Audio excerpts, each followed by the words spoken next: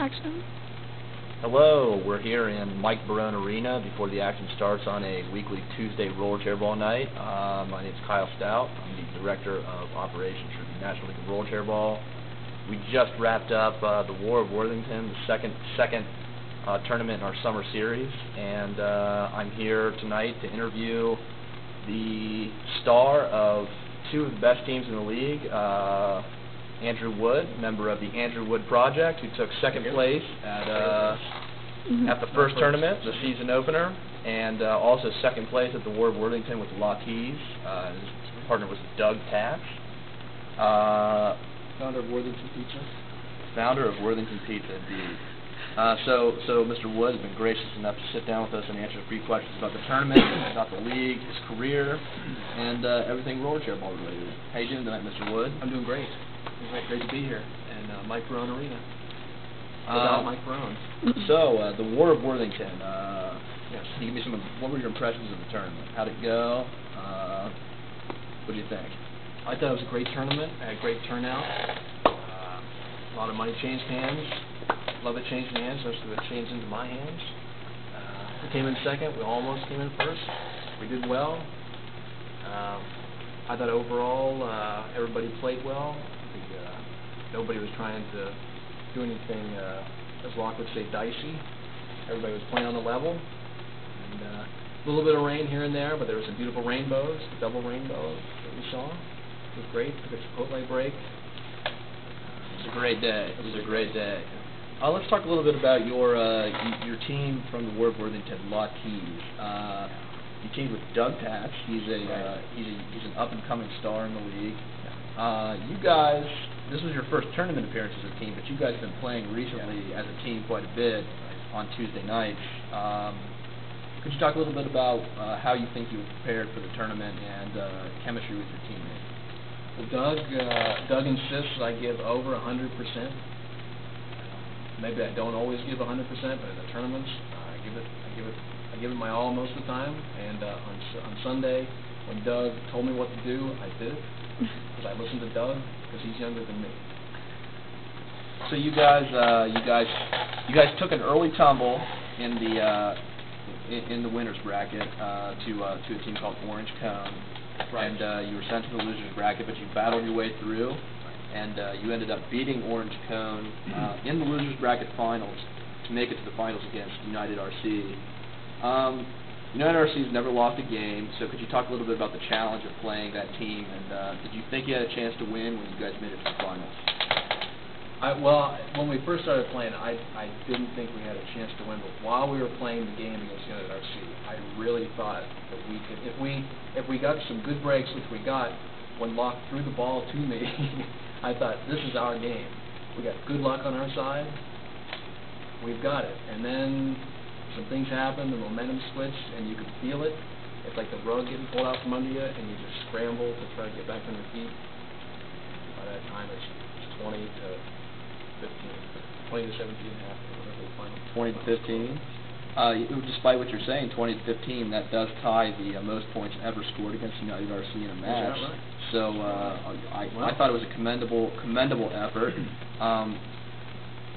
It looked to me from the press box that you maybe tried some new tactics against United RC that you hadn't before. Was that the case, or what worked against them and what didn't? Well, even though this is going to blow our whole strategy, Teeze and I want to give it out to people. Hurry up offense. Do not lose your rhythm. When you're doing a kickoff, don't throw the ball back and forth a lot, or you'll cool down. At least for me, I like to keep it moving, keep it rolling. I feel like I keep my rhythm that way. And I felt like that was the big thing Doug and I were talking about. Just hurry up offense, hurry up offense. And it seemed to work this time. It certainly did seem to work. You guys played really well. Let's talk a little bit about your other teammate, Kevin Shaw, the Andrew Wood Project. Yes. You guys have traditionally been a power. Kevin was unfortunately not at the last tournament. He was trapped in a well. He was unfortunately trapped in the well. I hope he's all right. So, talk a little bit about the Andrew Wood Project.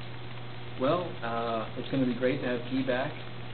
Kevin Shaw, for those that don't know, we call him Key, because he's the key master. And when he comes back, he said he's going to. He also bowls, so he's got quite an underhanded pass, the likes of which has never been seen before in Rollerchairball. So it'd be great to have him back, catch one of those babies. He wants it all. He wants to win. He wants to win every time.